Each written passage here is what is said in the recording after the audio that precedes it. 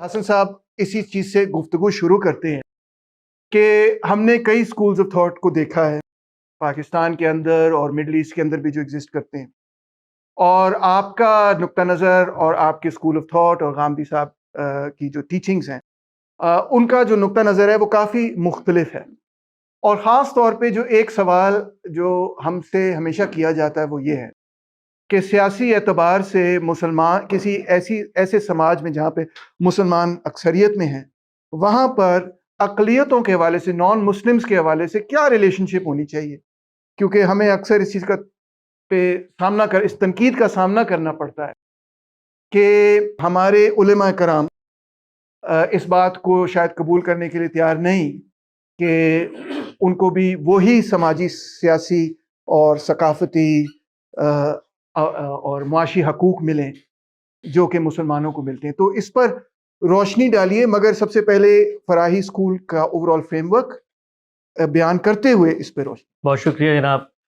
برادر محترم professor Timur رحمان صاحب، میرے عزیز دوست حمزہ علی عباسی صاحب اور بہت سارے عزیز طلبہ یہاں موجود ہیں، آپ سب کی خدمت میں آداب، سلام. تو جو سوال تیمور بھائی نے پوچھا ہے، دیکھیے جب بھی کوئی تھاٹ دنیا میں آتا ہے، وہ تھاٹ چاہے انسان کی طرف سے ہو یا ماورائے انسان ہو، خدا کی طرف سے ہو، وہ تھاٹ چونکہ انسان کے دائرہ علم میں آ جاتا ہے تو اس تھاٹ کو سمجھنا، اس کو انٹرپریٹ کرنا، اس کو ریکنسٹرکٹ کرنا، یہ سارا کا سارا کام ہیومن ڈومین میں ہوتا ہے. جب کوئی چیز ہیومن ڈومین میں ہوتی ہے تو اس کے اندر انسان کے بائسز، انسان کا ایجوکیشنل پس منظر، انسان کا ہسٹوریکل پس منظر، آپ کا لوکل ڈیموگرافک، آپ کا کلچر اور آپ کے پری کنسیوڈ نوشنز، جو کچھ پہلے سے آپ کو ہسٹری دے رہی ہوتی ہے، یہ سب کچھ آپ کے غور و فکر کے اوپر اثر انداز ہوتا ہے. اسلام کے بارے میں ایک بات آپ کے ذہن میں رہنی چاہیے کہ اسلام کا آغاز محمد رسول اللہ صلی اللہ علیہ وسلم سے نہیں ہوتا. اللہ تعالیٰ یہ کہتے ہیں کہ جس وقت میں نے انسانوں کو بنایا تو بنانے کے بعد اس پہلے شخص کو دنیا میں بھیجنے کے ساتھ ساتھ اپنا الہام، اپنی بات، اپنا تھاٹ اس تک منتقل کر دیا. تو اسلام کے پہلے پیغمبر آدم علیہ السلام ہیں اور اسلام کے آخری پیغمبر ہیں جو محمد رسول اللہ صلی اللہ علیہ وسلم ہیں. اس کے درمیان میں جو پوری کی پوری الہامی روایت ہے، سب ایک ہی ریلیجن کی بات کر رہے ہیں. یہ ریلیجن محمد رسول اللہ صلی اللہ علیہ وسلم کے ذریعے دنیا میں آخری مرتبہ انسانیت کو مل چکا ہے. جب یہ ریلیجن ملا تو ملنے کے بعد پیغمبر نے ریلیجن منتقل کیسے کیا؟ کیونکہ پیغمبر تو دنیا سے رخصت ہو گئے، تو دو صورتوں میں کیا انہوں نے. پہلی صورت تھی ایک اللہ کی کتاب. یہ کتابوں کا جو سلسلہ ہے، اللہ تعالیٰ یہ کہتے ہیں کہ یہ بالکل ابتدا میں ہم نے شروع کر دیا تھا، کیونکہ جب انسان کو ہم نے دنیا میں بھیجا، اس کی فطرت کے اندر کچھ خیر و شر کے اچھا شعور دائیات ودیت کر دیے تو وہ اختلاف کرنے لگا آپس میں. تو اللہ تعالیٰ کہتے ہیں کہ کان الناس امۃ واحدہ، پہلے سب لوگ ایک تھے، ایک ہی طریقے سے سوچتے تھے، کوئی زیادہ اختلافات نہیں تھے ان کے اندر. پھر ان میں اختلافات ہوئے، فبعث اللہ النبیین مبشرین ومنذرین، ہم نے اپنے انبیاء بھیجے کہ ان کو یاد دہانی کروائیں. یاد دہانی کا مطلب پہلے سے کچھ موجود ہے ان کے پاس. وانزل معهم الکتاب، تو ہم نے پھر ان کے ساتھ ایک کتاب بھی بھیجی. وہ کتاب کیوں بھیجی؟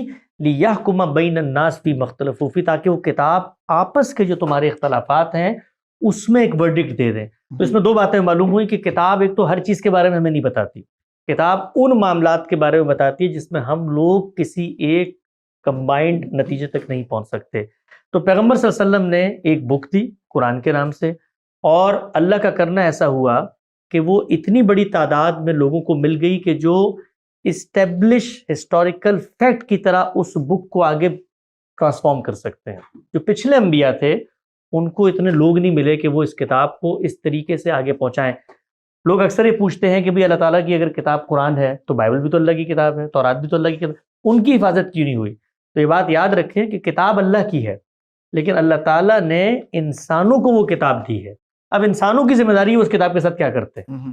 تو اللہ تعالیٰ کی کتاب تو آ گئی، عیسیٰ علیہ السلام کے پاس بھی آ گئی، ان کو آگے بندے نہیں ملے جو ان کی بات سننے کو تیار ہوں. تو یہ دنیا ارادے عمل کا امتحان ہے، اس میں اللہ تعالیٰ کوئی چیز امپوز نہیں کرنا چاہتے، اللہ تعالیٰ پروف نہیں کرنا چاہتے کہ دیکھو میں دنیا کے اندر اپنی کتاب کی حفاظت کر کے دکھاتا ہوں. تو پیغمبر نے وہ کتاب آگے منتقل کر دی، اور اس کتاب کے اندر کچھ ریچول، کچھ پریکٹسز کے بارے میں بات کی گئی ہے. وہ پیغمبر کے لیے بھی نئے نہیں تھے، نہ اس کی نیشن کے لیے، وہ پچھڑے چلے آ رہے تھے.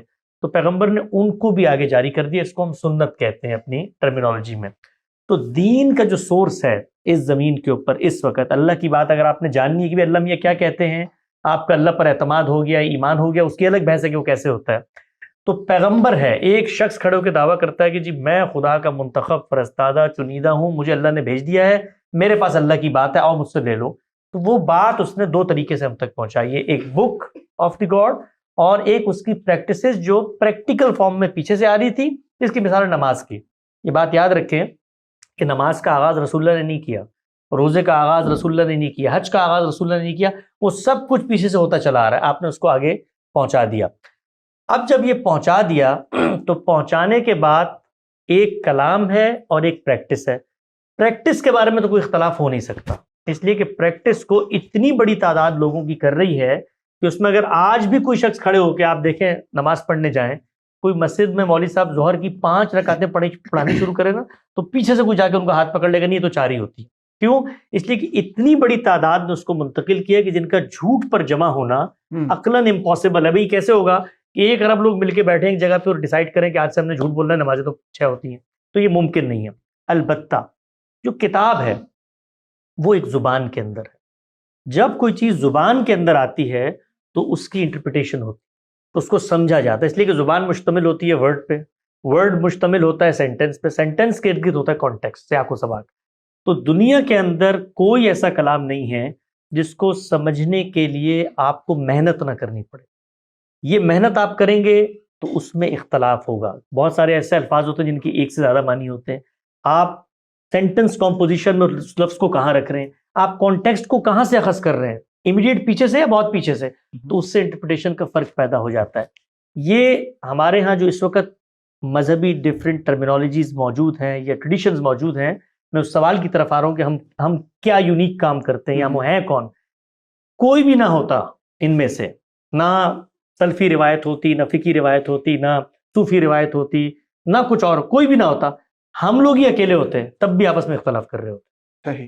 اور ابھی بھی کر رہے ہیں. ایون تو ہمارا ایک اسکول آف تھاٹ ہے، ایک فریم آف ریفرنس ہے، ایک پرنسپل پروٹوکول اینڈ ٹیکسٹ کو سمجھ، still we are in a difference of opinion. 3 بڑے لوگ ہیں ہماری فکر کے.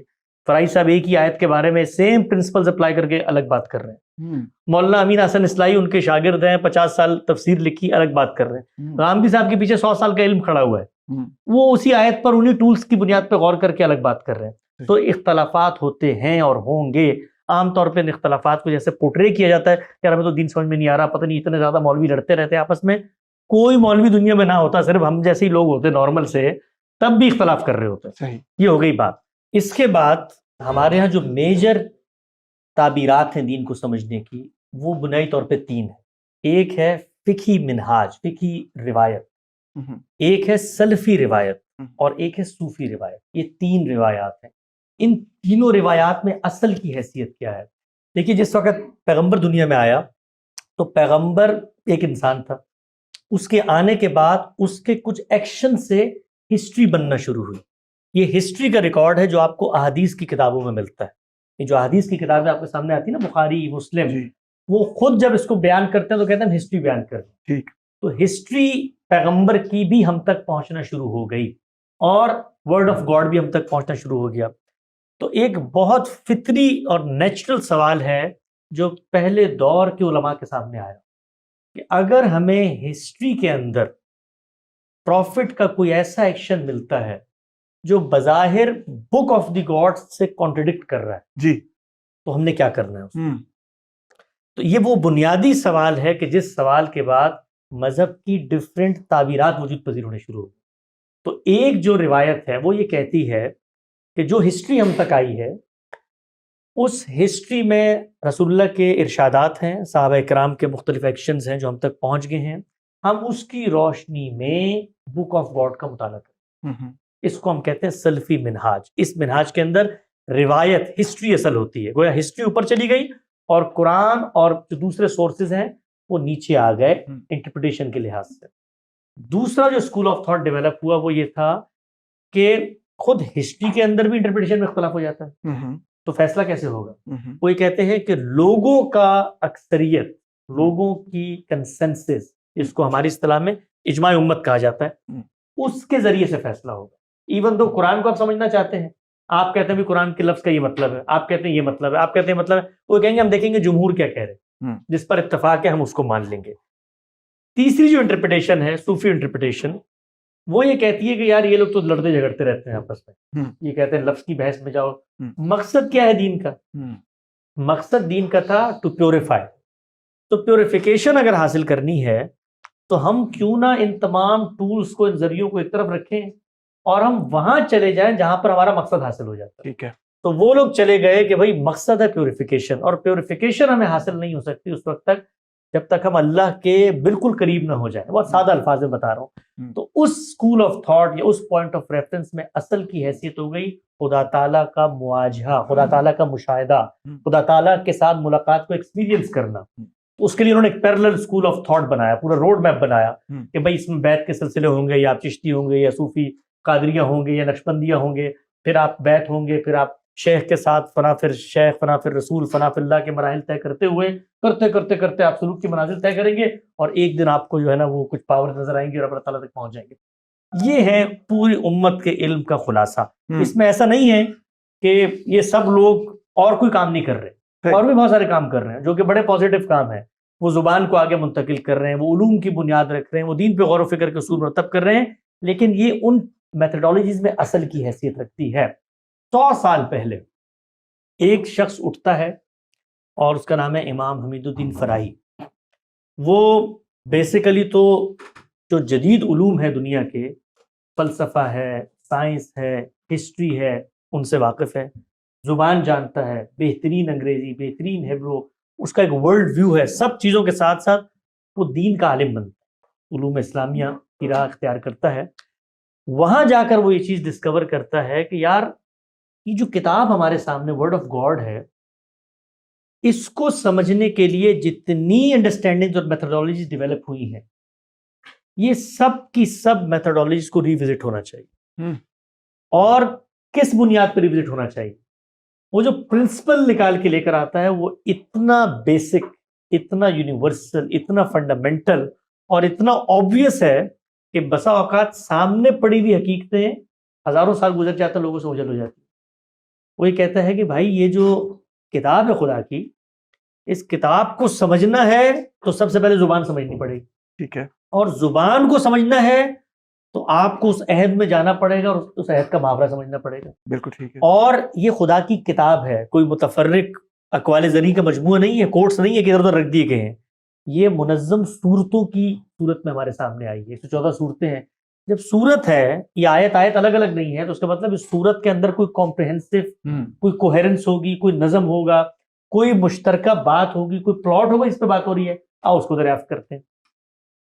تو اس کو دریافت کرنے کا آغاز کیا انہوں نے، اور پھر قرآن مجید کو سمجھنے کے لیے لفظ، جملے کا کانٹیکسٹ اور جملے کی تعلیف، یہ 3 مراحل، یعنی لفظ، کانٹیکسٹ اور اسٹرکچر، اور آپ نے وہ جو پوری بات ہے، سیکوینس آف تھاٹ ہے، اس کو دریافت کرنا ہے۔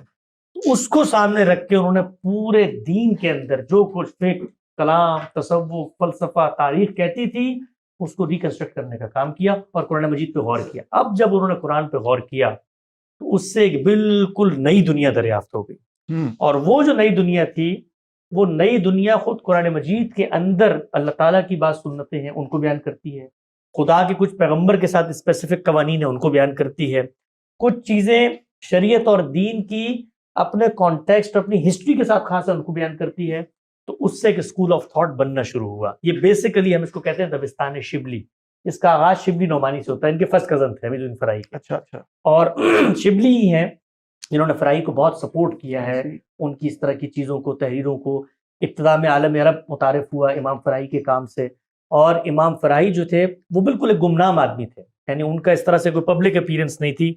اپنا جو بالکل ایک ہسٹری کے اندر گم ہونے والی شخصیت ہوتی ہے، ایک جگہ بیٹھ گئے ہیں اور بیٹھ کے لکھنا شروع کیا، اور لکھنے میں بھی پوری کتابیں نہیں لکھی انہوں نے، چند ان کے مختصر سے کتابچے ہیں، لیکن انہوں نے اس پر روشنی دے دی، پرنسپلز دے دیے، پورے قرآن کی تفسیر بھی دی دی۔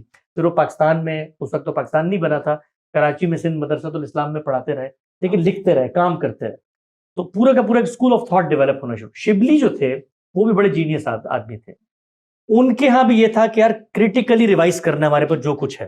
انہوں نے ہسٹری پہ کام کرنا شروع کیا، ان کے شاگرد سید سلیمان ندوی، انہوں نے ان کے کام کو آگے بڑھایا. اسی دور میں علامہ اقبال کھڑے ہوئے ہیں جو ریکنسٹرکشن آف ریلیجیس تھاٹ کی بات کر رہے ہیں. پھر اس کے بعد مولانا سید ابو العلا صاحب مودودی آتے ہیں. ایک تو مولانا مودودی کا آپ کو پولیٹیکل تھاٹ نظر آتا ہے، جی بٹ اٹ ان ایسنس جو ہے وہ بھی براہ راست قرآن مجید پر غور و فکر کی دعوت دے رہے ہیں. اسی کے ساتھ ساتھ ہمارے بر صغیر میں مولانا امین حسن اصلاحی، انہوں نے پوری کی پوری اسکول آف تھاٹ کی سامنے روشنی میں تفسیر لکھی. پھر مولانا وحید الدین خان انڈیا میں، پھر غامدی صاحب. یہ کچھ 7-8 لوگوں کا ایک گروپ ہے جو پچھلے 100 سال میں اس تھاٹ کو آگے لے کر چل رہا ہے، اور یہ بتا رہا ہے کہ دین کے باب میں کوئی بات نہیں کی جا سکتی سورسز سے ہٹ کے، اور سورسز کو سمجھنے کے کچھ یونیورسل پرنسپلز اور پروٹوکولز ہیں، ان کے تحت ہم سمجھیں گے تو بات مانی جائے گی. میں 2-3 مثالیں آپ کو دیتا ہوں کہ فرق کیا واقع ہوتا ہے. یعنی اس پورے اسکول آف تھاٹ میں جب آپ ایسے جاتے ہیں اور جب آپ جنرل طریقے سے جاتے ہیں، فرق یہ واقع ہوتا ہے کہ جب ہم نے قرآن کو پڑھا، ہمارے اسکول آف تھاٹ میں آپ قرآن کو پڑھتے ہیں تو قرآن مجید ایک ہسٹوریکل پرسپیکٹو میں کھڑا ہوا ہے. وہ پیچھے سے جو بات چلی آ رہی ہے آدم علیہ السلام سے، اس کو لے کر آگے چل رہا ہے. جب اس کو لے کر آگے چل رہا ہے تو کوئی نئی ہدایت لے کے نہیں آیا. اچھا، اس کے کچھ قوانین ہیں. اللہ تعالیٰ نے دنیا میں 2 قوموں کا انتخاب کیا ہے، انہوں نے ختم نبوت کرنا تھا، پیغمبر کا خاتمہ ہو رہا ہے، تو اب قوموں کو وہ ذمہ داری دینی ہے. یہ قرآن مجید ان قوموں میں سے قوم سے گفتگو کر رہا ہے، بنی اسماعیل. تو بنی اسماعیل کا ایک ہسٹوریکل کانٹیکسٹ ہے، ان کی ایک حیثیت ہے، ان کی ایک ذمہ داری ہے، ان سے بات کر رہا ہے. پھر جس کو کتاب دی گئی ہے وہ رسول ہے. تو رسول جب دنیا میں آتے ہیں وہ کچھ خاص کام کر کے جاتے ہیں. جو کام آخرت میں ہونا ہے اس کا ایک ریپلیکا، اس کا ایک ٹریلر دنیا میں دکھا کے جاتے ہیں. جب وہ دنیا میں دکھاتے ہیں تو ان کے سامنے جو لوگ موجود ہوتے ہیں ان پر دنیا میں عذاب آتا ہے. اگر آج کے زمانے میں آپ آج کی اصطلاح مستعار لیں تو پرسیکیوٹ کر دیے جاتے ہیں، ختم کر دیے جاتے ہیں. جی یہ معاملہ ہوتا ہے ان کے ساتھ. پھر پیغمبر کے ساتھ کچھ خاص ہدایات ہیں، کچھ اس قوم کے ساتھ خاص ہدایت ہیں، کچھ ہدایات ہیں جو پوری دنیا تک قیامت تک کے لیے اس کتاب میں لکھ دی گئی ہیں. تو وہ جو کتاب ہے نا، اس کا ایک پلاٹ ہے. وہ انذار یا دہانی سے شروع ہوتا ہے، انذار عام پہ جاتا ہے، پھر اتمام حجت کنکلوسیو آرگومنٹ آتا ہے، پھر پیغمبر ہجرت و برات کرتا ہے، پھر جزا و سزا اور اللہ کا عذاب آ جاتا ہے. اب اگر آپ اس کتاب کو اس کانٹیکسٹ میں نہ پڑھیں تو نتیجہ یہ نکلتا ہے کہ قرآن مجید کو آپ کھولیں سورہ توبہ کو، تو اس کے اندر لکھا ہوا ہے فَاقْتُلُوا الْمُشْرِكِينَ، ان کافروں کو مار دو، حَيْثُ وَجَدْتُمُوهُ، جہاں ملیں، خُذُوهُ وَاحْصُرُوهُ وَخُذُوا لَهُمْ كُلَّ مَرْصَدٍ، یہ گھاٹ میں بھی چھپے ہو تو مار دو. تو یہاں سے القاعدہ کھڑی ہوتی ہے اور کہتی ہے دیکھو اللہ کا حکم ہے، مار دو. وہاں سے کوئی اور صاحب اٹھیں گے، وہ کہیں گے کہ بھئی حدیث میں آیا امرت ان اقاتل الناس حتی یقولوا لا الہ الا اللہ، مجھے تو حکم دیا اللہ کے پیغمبر، کہتے ہیں کہ اس نے کلمہ نہیں پڑھا میں اس کو مار دوں گا. تو اب ہمارے پاس آپ آئیں گے تو ہم کہیں گے قرآن ہے تو اس کے کانٹیکسٹ میں جاؤ. اگر اللہ کی کتاب ہے تو اس کی ایک سنت ہے، یہ پیغمبر کے ساتھ خاص بات ہے، تو اس کے ذریعے سے وہ بات جو آج جنرلائز ہو رہی ہے کہیں خاص ہو جائے گی، کہیں خاص ہو رہی ہے جنرلائز ہو جائے گی. تو یہ فرق واقع ہوتا ہے. اس پس منظر میں اب اس سوال کی طرف ہم آتے ہیں اگلے 3 منٹ میں کہ جو موضوع ہے آج کا، اقلیتوں کے بارے میں کیا کہتا ہے دین اسلام ہمارے اس اسکول آف تھاٹ کے پرسپیکٹو میں. تو پہلی بات تو یہ ہے کہ جب میں یہ دعویٰ کرتا ہوں نا کہ دین کیا کہتا ہے تو میں اپنی طرف سے کچھ نہیں کہہ سکتا، مجھے جانا پڑے گا سورسز میں. تو پورے سورسز کو پڑھ جائیے، وہاں پر اقلیتوں کے ساتھ کیا معاملہ کرنا ہے سرے سے زیر بحث ہی نہیں، زیر بحث ہی نہیں، زیر بحث ہے ہی نہیں، زیر بحث ہے ہی نہیں. کیوں نہیں ہے زیر بحث؟ اس لیے زیر بحث نہیں ہے کہ یہ اس کے کنسرن کی چیز نہیں ہے. اس کا جو مخاطب ہے، اس کا جو مقصد ہے، اس کا جو ٹاپک ہے وہ پیغمبر اور اس کی آڈینس ہے. اب اگر آپ اس ویژن کے بغیر قرآن مجید میں جائیں اور کہیں اقلیتوں کے حقوق ڈھونڈتے ہیں تو آپ کو دنیا کے اندر اقلیتوں کے ساتھ اگر کوئی ظلم کیا جا سکتا ہے تو اس کے سارے ورڈکٹس وہاں مل جائیں گے. اس لیے کہ کہا جا رہا ہے کہ بھائی یہ جس وقت تک کلمہ نہیں پڑھتے اس وقت تک ان کے ساتھ آپ نے لڑائی کرنی. قاتلوہم حتی لا تکون فتنہ ویکون الدین کلہ للہ، ان کا قتل کرو اس وقت تک جب تک یہ کلمہ نہ پڑھ لیں اور دین صرف ایک اللہ کا ہو کے نہ رہ جائے. تو اگر آپ اس کانٹیکسٹ کے بغیر جائیں گے اقلیتوں کے حقوق جاننے کے لیے تو جو کچھ آپ کو ملے گا اس کو آپ بیان کرنے کی بھی پوزیشن میں نہیں ہوں گے آپ. اس کے بعد یہ تو دین کی ہدایت تھی، نہ دین کا موضوع ہے نہ دین کا کنسرن ہے. ہوا کیا؟ ہوا یہ کہ پیغمبر تو یہ قرآن دے کے چلے گئے. دنیا کا ایک ٹرینڈ، دنیا کا ایک عرف تھا کہ اس زمانے میں لوگ حملہ کرتے تھے، اپنی سلطنتیں بڑھاتے تھے. دین نے اس بارے میں ایک پازیٹیو ہدایت دی کہ آپ پر حملہ ہو یا آپ نے ظلم اور عدوان اور جارحیت کے خلاف اقدام کرنا ہو، اس کے علاوہ جنگ نہیں کی جا سکتی، یہ دین نے بتا دیا ہمیں. لیکن مسلمانوں نے الحمدللہ اس پر بھی کبھی عمل نہیں کیا.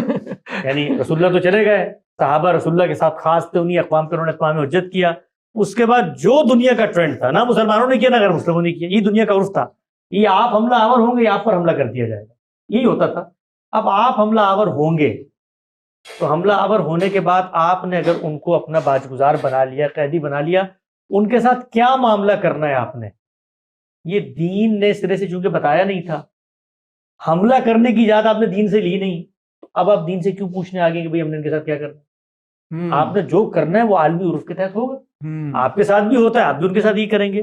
تو دنیا کی تاریخ میں یہی ہوتا چلا آیا کہ آپ اقلیتوں کو، یا جس وقت ان لوگوں جن کو آپ حملہ کر لیتے تھے وہ مائنورٹیز میں ہوتے تھے، اپنے اپنے رسم اپنے اپنے رواج کے مطابق فیصلے کرتے رہتے تھے. اسلام سے اگر آپ پوچھتے تو اسلام کہتا حملہ مت کرو، اور اگلی بات پوچھتے کہ آپ کو ریاست وجود پذیر کرنی ہے تو وہ کہتا بھائی امرہم شورا بینہم، نظم اجتماعی لوگوں کی اکثریت سے ریاست بنانی ہے. اس کا نہ دنیا میں ٹرینڈ تھا نہ مسلمانوں کو اس کا ہوش ہے، اس لیے کہ کوئی سسٹم ہی نہیں تھا ہمارے پاس کوئی سسٹم ہی نہیں تھا کہ ہم لوگوں کی رائے لے کر مشورہ کر کے جمہوری انداز میں. یہ خود جو اس وقت آپ کو ماڈرن ڈیموکریٹک اسٹیٹس نظر آتی ہیں 200 سال پہلے کی بات ہے، اس سے پہلے وہ بھی اسی پہ چل رہے تھے، سب حملہ کر کے جیتے تھے. اگلی بات یہ ہے کہ جو ہمارا ملک ہے پاکستان، یہ جب بنا ہے، اس کو بننے کے بعد جو یہاں پر اقلیتوں کے حقوق کی بحث اٹھی ہے، اس کو میں کیسے دیکھتا ہوں، اس کو میں مختصر عرض کر دیتا ہوں. ہمارا ملک جس کانٹیکسٹ میں بنا ہے وہ نیشن اسٹیٹ کی تھیوری ہے. دنیا کے اندر پہلے بھی مختلف رنگ، نسل، مذہب کی بنیاد پر اپنی قومی شناخت اور تشخص قائم کر کے لوگ ایک ٹیریٹری میں رہتے تھے. دنیا میں بڑے پیمانے پر نقل مکانی ہوئی، انڈسٹریل ریولوشن کے بعد لوگ ایک جگہ سے نکلے، دنیا میں ٹریولنگ کے آثار پیدا ہوئے، تو یہ ایک سوچ سامنے آئی کہ بھائی ایک خطہ ارض کے اندر کیا یہ ممکن ہے کہ مختلف الخیال، مختلف رنگ، مختلف نسل، مختلف مذاہب کے لوگ رہیں، تو ان کی کوئی مشترکہ قومی شناخت بنا دی جائے. تو یہ تھیوریز تو 16ویں صدی سے یورپ کے اندر چل رہی تھی، آپس میں لڑ کے جب وہ تھکے ہوئے تھے، تو یہی صورتحال یہاں سامنے آئی کہ بھائی یہاں پر بھی کیوں نہ دو مختلف قوموں کو الگ الگ آباد کر دیا جائے. یہ ٹھیک ہے کہ جو مسلمان تھے انہوں نے اپنی قومی شناخت کو مسلمان کی حیثیت سے منوایا اور کہا کہ ہم اس ملک میں کیونکہ اکثریت میں تو ہم یہاں پر رہیں گے. لیکن جو لوگ پہلے سے یہاں موجود تھے، جو لوگ پاکستان میں پہلے سے موجود تھے، وہ لوگ یہاں کے رہائشی تھے. تو نیشن اسٹیٹ کے اصول کے مطابق جس وقت یہاں تقسیم ہوئی ہے اور ایک جمہوری اسٹیٹ قائم ہوئی ہے، تو جمہوری اسٹیٹ کے اندر اکثریت اور اقلیت کی کوئی بحث سرے سے پیدا ہی نہیں ہوتی. یہ بعض جگہوں پر پیدا ہوئی ہے، جیسے ملیشیا میں ہوئی ہے. گوروں نے خود آزادی دیتے ہوئے جو ملے قوم ہے وہ وہاں ڈومیننٹ تھی، انہی کے بادشاہوں کو کانسٹیٹیوشن میں انہوں نے لیگل کر دیا. آج بھی وہاں پر جو چائنیز ہیں وہ مائنورٹی میں جیتے ہیں، اگرچہ وہ اس وقت نیشن اسٹیٹ کے اصول پہ بنے ہیں، وہاں پر جمہوریت رائج ہے. لیکن ہمارے ملک کا یہ معاملہ نہیں تھا. ہمارے ملک کو جس وقت آزاد کیا گیا تو یہاں پر یہ بات طے تھی کہ یہ مسلم اکثریتی علاقے ہیں. ٹھیک ہے بھائی، آپ لوگ کہتے ہو مسلمان، آپ کو غیر مسلموں کی اکثریت سے خوف آتا ہے، آپ اپنا الگ خطہ ارض دینا چاہتے ہو، ہم الگ کرتے ہیں آپ کو. لیکن جن لوگوں نے ہمیں الگ کیا اور جن لوگوں نے ہمیں الگ کروایا، ان میں سے کسی کے حاشیے خیال میں بھی یہ نہیں تھا کہ اس مملکت کے اندر ہم بطور مذہبی شناخت کے اپنا کوئی اکثریت تسلط قائم کریں گے. جب یہ نہیں تھا تو یہ ہو ہی نہیں سکتا کہ پاکستان کے اندر میں بطور مسلمان یہ گفتگو کرنے کا بھی حق رکھوں کہ مائنورٹیز کے ساتھ کیا معاملہ ہونا چاہیے. اس لیے کہ پاکستان میں کوئی مائنورٹی ہے ہی نہیں، they are all equal citizen. ہم نے ان کو یہاں پر لا کے آباد نہیں کیا جو یہاں کے ہندو ہیں، یہاں کے مسیحی ہیں. ہم نے ان پر حملہ کر کے ان کو فتح نہیں کیا کہ آج ہم ان کے ساتھ ماضی کے عرف کے مطابق فیصلہ کریں. یہ ان کا ملک ہے، یہ ان کی سرزمین ہے، یہ ان کا دیس ہے، یہ ان کی دھرتی ہے. یہ گراؤنڈ ریئلٹیز تھی. لیکن جو ہوا ہمارے ملک میں وہ ہوا یہ کہ ہم چونکہ اپنا ایک ہسٹوریکل پرسپیکٹو رکھتے تھے اور ہماری ہسٹری کے اندر چونکہ جمہوریت، جمہوری اقدار، جمہوری روایات کہیں نہیں پائی جاتی، تو ہم نے وہ کانسیپٹس جو آج سے 300 سال پہلے حملہ آور اپنے مفتوح اقوام کے ساتھ کرتے تھے، اس کو جدید نیشن اسٹیٹ کے اندر کانسٹیٹیوشن میں بلینڈ کرنے کی کوشش، جس کا نتیجہ یہ نکلا کہ ایک طرف آپ کا کانسٹیٹیوشن اس وقت ماڈرن اسٹیٹ کرافٹ کو ریپرزینٹ کرتے ہوئے کہتا ہے کہ جی سب کو برابر کے حقوق ہونے چاہیے، سب کو آزادی ہونی چاہیے، سب کو یہ ہونا چاہیے، دوسری طرف وہی کانسٹیٹیوشن آپ کو یہ کہتا ہے کہ غیر مسلم ملک کا سربراہ نہیں بن سکتا۔ جی بھائی جب آپ نے یہ لکھ دیا غیر مسلم ملک کا سربراہ نہیں بن سکتا، تو پھر اس کے بعد باقی شیخوں کو آگ لگا دیں آپ، جی اس لیے کہ باقی آپ نے اس کو جتنے حقوق دے دیے وہ اس کو نہیں چاہیے حقوق، اس لیے کہ آپ نے پہلی لائن میں یہ واضح کر دیا کہ بھائی تم ایکول نہیں ہو، نہیں میرے بچے امریکہ میں پیدا ہوئے، میرا امریکہ سے میری نسلوں کا کوئی تعلق، کوئی وابستگی نہیں ہے، لیکن ان کے سیاسی حقوق وہاں پر ہوئی ہیں جو پچھلے 300 سال سے رہنے والے لوگوں کے ہیں۔ میرا بچہ اٹھ کے کل وہاں پریزیڈنٹ کے لیے کانٹیسٹ کر سکتا ہے، لیکن جن کی یہ دھرتی تھی، جو یہاں پر پچھلے 1000 سال سے آباد تھے، اس ملک کو ہم نے آ کر نہ قبضہ کیا نہ فتح کیا، ہمیں تو لائن کھینچ کر گورے دے کر گئے اور کہا کہ یہ ڈومینین اسٹیٹ ہے، یہاں پر آپ نے اس طریقے سے رہنا ہے۔ ہمارے بانی نے پہلی تقریر کی تو کہا یہاں سب آزاد ہیں، سب آزاد ہیں، آپ گرجوں میں جاؤ، مندر میں جاؤ، مسجد میں جاؤ، آپ کو خوف کیا ہے؟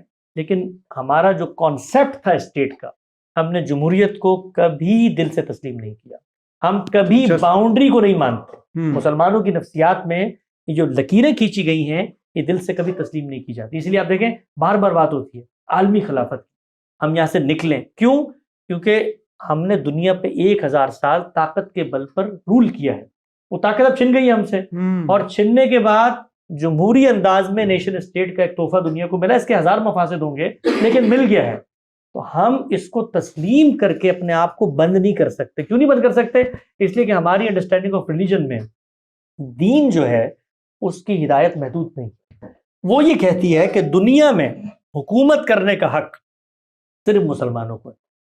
تو پاکستان کے اندر عقیدوں کی بحث نہیں ہے، ہم مسلمان یہ سمجھتے ہیں کہ امریکہ میں بھی امریکیوں کو حکومت کرنے کا حق نہیں ہے۔ شاکنگ بات کرتی ہے۔ تو یہ پرابلم یہ اتنی سادہ پرابلم نہیں ہے۔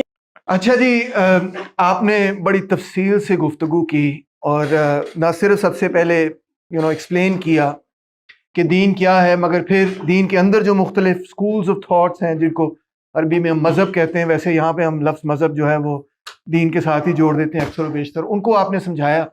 اور پھر سب سے اہم بات جو آپ نے سمجھائی وہ یہ کہ بہت سارا کچھ جو کہ اس زمانے کے اندر ہو رہا تھا، جو ورلڈلی ٹریڈیشنز تھے، کسٹمز تھے، لاز تھے، ان کو بھی ہم نے دین کا حصہ سمجھ لیا اور آج بھی سمجھتے آئے ہیں، جس کی وجہ سے ہم نے یہ سوچا کہ دنیا میں ہی ہماری حکمرانی ہونی چاہیے۔ مگر اس میں آپ نے بہت کنٹروورشل باتیں ہیں یہ، حالانکہ انہوں نے اتنے پیارے انداز میں کی ہے کہ آپ تو شاید ایسے ہیں جیسے لوری سن رہے ہوں، مگر یہ بڑی کنٹروورشل باتیں، بیکاز وہ بچپن سے، میں تو حسن صاحب جب بھی اسلامک اسٹڈیز کی ہم کلاس لیتے تھے تو ہم تو بچپن سے یہ لکھتے تھے کہ اسلام کا اپنا سیاسی نظام ہے، اسلام کا اپنا معاشی نظام ہے، اسلام کا اپنا سماجی نظام ہے، وغیرہ وغیرہ، مطلب ایک کمپلیٹ کوڈ آف لائف ہے۔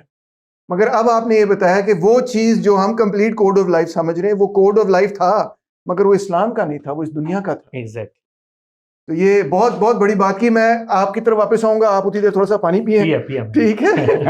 اور کیونکہ ہمارے ساتھ ایک بہت بڑے سپر اسٹار بھی بیٹھے ہوئے ہیں جن کی اپنی جرنی بڑی ہی دلچسپ ہے، اگرچہ میری ان سے پہلی ملاقات ہے شاید۔ ہاں جی، ہاں جی، ہے نا؟ بالکل سنتے رہتے ہیں آپ کو ویسے۔ تھینک یو، پہلی ملاقات، ویری سویٹ۔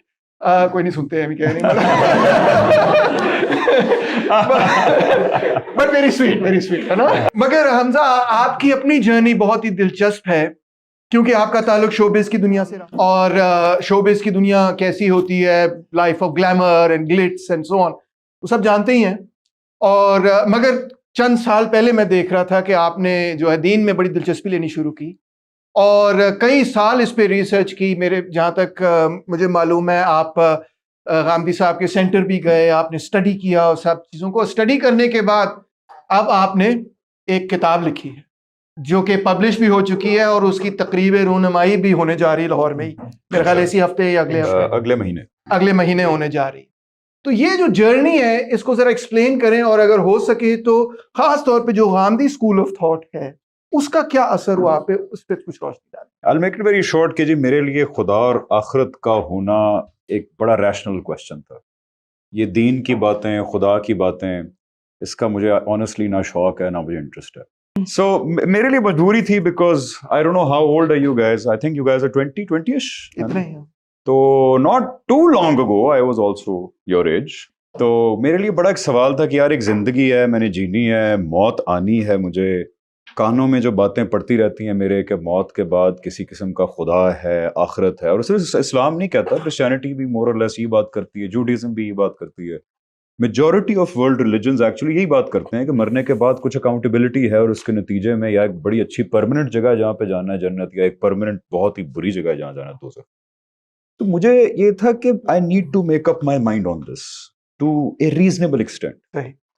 آئی انڈرسٹوڈ کہ شاید کنکلوسیو جواب نہ ملے, مطلب کوئی ایسی اینٹی نہیں ہے کہ اس کو مجھے ملا دیں, ہاں جی یہ خدا ہے پوچھ لیں کیا سین, لیکن at least I need to make up mind to a reasonable extent, تاکہ میں زندگی اس حساب سے جی سکوں کہ اگر قیامت ہے, آخرت ہے, تو پھر my life should be directed towards maximising success in that accountability. That's the most rational thing to do, right. اور اگر قیامت نہیں ہے, اللہ تعالیٰ نہیں ہے, تو یار زندگی بڑی رنگین ہے. پھر میں پاگل ہوں کہ زندگی کی اتنی اپس اینڈ ڈاؤنس کو فیس کروں, پھر میں عیاشی کروں زندگی میں. For me, I'm very ambitious. So then no matter what the moral cost, I need to maximize on my worldly success, right? So for me, it was a very rational question and I needed to make up my mind. تو اس pursuit نے مجھے پہلے تھوڑا سا agnosticism کی طرف لے گیا مجھے, کیونکہ مذہبی طبقہ ہمارا ماشاءاللہ بہت بہتر ہو گیا. اس وقت جو تھا بہت ہی hostile تھا towards questioning. سائنس کی وجہ سے ایکچولی پھر میں واپس آیا ٹورڈز دا فیکٹ کہ سب کچھ حادثے کا نتیجہ نہیں ہو سکتا. اس میں ڈی این اے کی Discovery was a huge thing, جو ہیومن جینوم پروجیکٹ ہوا تھا غالباً 2002-3 میں ہوا تھا. پھر میرا ایک اس وقت کے جو ایتھیسٹ غامدی صاحب تھے, مطلب ایتھیزم کی دنیا کے غامدی صاحب تھے, اینٹنی فلو صاحب. تو وہ 92 سال کی عمر میں انہوں نے کہا کہ جی میں اپنا ایتھیزم ریناؤنس کرتا ہوں, ڈی این اے کی وجہ سے یہ نیچرلی اکر نہیں ہو سکتا. I've come to a conclusion کہ there might be an intelligence behind everything. اور اب وہ انٹیلیجنس کون سی ہے, مذہبی تو کہتے تھے شاید بالکل بھی نہیں ہے. He did not believe in a God who cares about what I do, who I marry. وہ کہتے تھے لیکن کوئی انٹیلیجنس ضرور ہے ساری چیز کے پیچھے. تو اس سے میرا ایگنوسٹسزم شیٹر ہو گیا. دین آئی سیڈ کہ اچھا اب ذرا چیک کرتے ہیں کہ کون سے والا خدا ٹھیک ہے, ہندوؤں والا ٹھیک ہے, کرسچینٹی والا ٹھیک ہے, یہودیت والا ٹھیک ہے, اور بھی کافی سارے خدا ہیں دنیا کے اندر. میں نے کہا چیک کرتے ہیں ان میں سے کون سا ٹھیک ہے. پھر میں نے ایک ڈیل بھی کی. میں نے ایک زندگی میں پہلی نماز پڑھی, پہلی تو نہیں, پہلی پراپر والی جو ہے, میں نیت سے. اور میں کہ یار بات سنیں اگر تو, اور میں آل آف یو جس کو بھی پرابلم ہے نا کہ اس کو جواب نہیں مل پا رہے, ایک دفعہ کر کے دیکھنا ہے. Through out a very sincere request out in the open. یہ پرسنل ایکسپیرینس ہے, کوئی کتابی بات نہیں. میں کہ یار اگر کوئی ہے, کوئی خدا ہے, کوئی کانشیسنیس ہے, انٹیلیجنس ہے, کوئی سیمولیٹر ہے, اگر میری کو بات سن رہا ہے نا تو مجھے پلیز بتا دیں آپ کون سے والے ہیں, ٹھیک ہے. ہاں کہ دیکھیں میں کوشش کر رہا ہوں, لیکن میں ایک ایسی دنیا میں ہوں یار جو یوٹیوب کھولو تو 500 قسم کی آئیڈیالوجیز آ جاتی ہیں, اور ہر آئیڈیالوجی کے ساتھ بہت اکمپلش لوگ بھی کھڑے ہیں. انفارچونیٹلی ہمارے یہاں مذہبی طبقہ یہ سوچتا ہے کہ یار جو ملحدین ہیں, ایگنوسٹکس ہیں, وہ تو سارے چول ہیں, رائٹ. اور جو پیرافریز کر رہے ہیں آپ, انورٹڈ کاماز. اور جو ایتھیسٹ ایگنوسٹکس کا ایک بہت بڑا طبقہ ہے, وہ سمجھتا ہے کہ یار یہ ریلیجس لوگ سارے بیوقوف ہیں. حالانکہ دونوں کیمپس میں بہت اکمپلشڈ لوگ ہیں, بڑے ذہین لوگ ہیں, بڑے اکیڈیمکس بھی ہیں, اسکالرز بھی ہیں. تو میں کہتا ہے یا اللہ ساری جگہوں پہ اچھے اچھے لوگ ہیں, میں کیا کروں گا بتائیں. تو اللہ ہے, گاڈ ہے, جو بھی ہے, اگر کوئی ہے مجھے کس طریقے سے بتا دیں, ٹھیک ہے, آپ کون سے والے ہیں. میں آپ سے وعدہ کرتا ہوں کہ میں پھر جو آپ کہیں گے میں کروں گا, ٹھیک ہے. یار in all honesty I can now trace events back in my life کہ اس دعا کے بعد ایک sequence of events unleashed in my life which ابھی لمبی بحث ہے اس بات میں نے کتاب اس لیے لکھی ہے کہ کیوں پھر میں ابراہیمک فیتھس کی طرف آیا, کیوں میں قرآن اور محمد رسول اللہ کی طرف آیا. جب قرآن اور محمد رسول اللہ کی طرف, اسلام کی طرف واپس آیا, اس میں 70% سمجھ آ رہا تھا, لیکن 30% جو ہے وہ نہیں سمجھ آ رہا تھا. اچھا. اس میں بہت ساری باتیں تھیں جو روایتی اسلام نہیں آنسر کر پا رہا تھا. But I want to also give credit to the روایتی علماء, کیونکہ روایتی علماء نے بڑا اچھا کام بھی کیا ہے. 70% کر لیا. 70% کر لیا. ٹھیک ہے, so not taking nothing away from them, brilliant minds.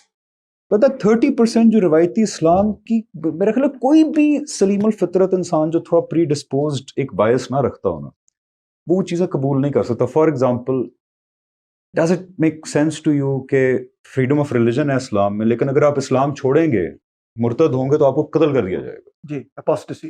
ہاں, لیکن فریڈم آف ریلیجن ہے اسلام میں. Does it make sense? It's like 2+2 is 5 and you have to reach 5. ایسا کہ یار this doesn't make sense, right? پھر یہ والا معاملہ یہ جو بتا رہے تھے کہ جی روایتی اسلام یہ کہتا ہے کہ آئیڈیلی اسپیکنگ مسلمانوں کا کام یہ ہے کہ دنیا میں جائیں اور تلوار نکالیں آئیڈیلی, اور کہیں کہ یار بات سنیں, آپ کے پاس 3 چوائسز, یا مسلمان ہو جائیں, یا ہماری سبجوگیشن میں رہیں, یا پھر ہم آپ کو قتل کریں گے, یا آپ جزیہ لیں گے آپ سے. ٹھیک ہے, آئیڈیلی بتایا جاتا تھا کہ یہ ہونا چاہیے. اب مجبوری ہے, مسلمانوں کا پاور نہیں ہے, پولیٹیکل پاور نہیں, ملٹری پاور نہیں, اکنامک, تو ہم اس طرح زندہ ہیں, لیکن آئیڈیلی یہ کرنا چاہیے نا. This does not make sense, because imagine if somebody else did that to me. کہ اگر بدھسٹ یہ کہتے ہیں کہ جی اصل میں بدھزم کا کام یہ ہے کہ دنیا میں جا کے یہ کرے, تو بھی لائک یار کیا لوگ ہیں یہ, صحیح بات, وحشی ہیں, درندے ہیں, یہ بڑی غیر اخلاقی بات ہے. یہ دوسرے تو اللہ تعالیٰ کہہ رہے ہیں کہ لا اکراہ فی الدین, there is no compulsion in religion, right. اس طرح کی اتنی باتیں, عورت کی گواہی آدھی ہے, یہ بات سامنے آئی. میں کیسے گھر سے ہوں, میری ماں اور میری بہن اتنی پاورفل خواتین ہیں, گھر کے مرد بیچارے سہم کے رہتے ہیں گھر کے اندر, اور ماشاء اللہ فائنینشلی اتنی پاورفل ہیں وہ, کیا ان کے ڈیسیجن. اب میری بیوی بھی ماشاء اللہ کیا وہ آرٹسٹ ہے, زندگی کے سارے فائنینشیل ڈیسیجنز بھی وہ لیتی ہے, میرے سے بہتر ہی لیتی ہے. تو مجھے کہا گیا کہ جو عورت کی گواہی آدھی ہے, بیکاز عورت ناقص العلم ہے اور ناقص العقل ہے. تو دس ڈزنٹ سٹ ویل ود می, رائٹ. پھر بہت ساری چیزیں تھیں. غامدی صاحب کو دیکھا, اور وہ ایکسیڈنٹلی دیکھا. میں صبح یوٹیوب لگایا, دس از بیک ان 2013 2014, تو غامدی صاحب کی ویڈیو سامنے آئی کہ is hell only for non Muslims and heaven only for Muslims. اب یہ بھی ایک سوال میرے ذہن میں ہے کہ بھی بیچارہ وہ جو غیر مسلم گھر میں پیدا ہو گیا, اس کو تو صرف اس لیے اگر وہ دوزخ میں چلا گیا کہ وہ اسلام قبول نہیں کیا, تو معاذ اللہ, تو یہ تو اللہ تعالیٰ کو اس کے ساتھ پھر غلط کیا نا. اللہ تعالیٰ نے اس کو مسلمان گھر میں پیدا کر دیتا. وہ 17 منٹ کی میں نے ویڈیو دیکھی جو کوئنسیڈنٹلی اپلوڈ کی تھی فرحان سعید نے, جو غامدی سینٹر کے اب CEO ہیں. وہ نا کہاں سے کیا نقطہ جڑتا ہے. 17 منٹ وہ دیکھی, میں کہ یار بندہ تو ٹھیک بات کر رہا ہے. پھر میں نام پڑھا, میں نے کہا جاوید غامدی. میں کہا یار داڑھی شاڑی بھی نہیں ہے, یہ کیسی ہے؟ کیونکہ امیج وہ بنا ہوتا ہے نا کہ داڑھی ضروری ہے اسلام, جو کہ نہیں ہے. سو پھر میں وہ جو بات کہہ رہے تھے 17 منٹ میں, وہ میں ارد گرد لے کے گیا, تو مجھے ایک طوفان کھڑا ہو گیا میرے کچھ جاننے والے ریلیجس سائڈوں سے کہ یہ تو گمراہ اعظم ہے, یہ اس کی تو بات سننی نہیں چاہیے. اچھا, میں نے کہا یار میں جانتا نہیں تھا, لیکن اپیرنٹلی بگ ڈیل ہے کوئی جاوید غامدی صاحب. He has this ability to really piss off the religious طبقہ. So پھر that was the start where I started to take what he was saying to different scholars, different sides, and saying کہ یار یہ جو کہہ رہے ہیں اس میں کیا غلط کیا ہے. تو جو مجھے جوابات ملے وہ سیٹسفائنگ نہیں تھے. تو that led me to then become more interested کہ یار یہ بندہ بات ٹھیک کر رہا ہے, سمجھ آ رہی ہے مجھے ہر بات پہ, ٹک ٹک ٹک ٹک ٹک ٹو اے پوائنٹ جہاں 2019 was that time when I ran out of questions. And then I was like, oh shoot, I'm out of questions. تو اس وقت میں کہتا ہوں میں 80% مسلمان تھا, 20% رہتا تھا. اس وقت تک میں نے وہ ساری گندی چیزیں چھوڑی نہیں تھی جو اللہ نے منع کی تھی, رائٹ.